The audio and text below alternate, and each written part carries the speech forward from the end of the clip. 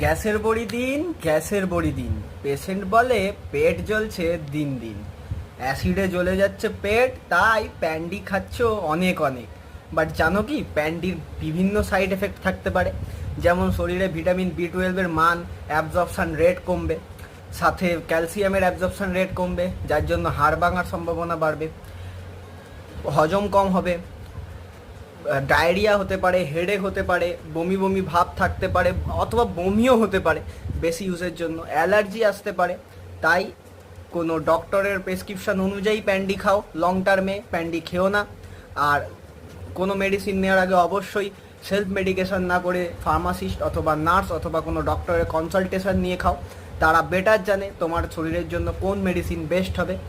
আর এই সমস্ত anti ulcer বা অ্যান্টি অ্যাসিড ড্রাগের ভিডিও দেখার জন্য অবশ্যই ইউটিউব থেকে ঘুরে আসো, লং ভিডিও রইল।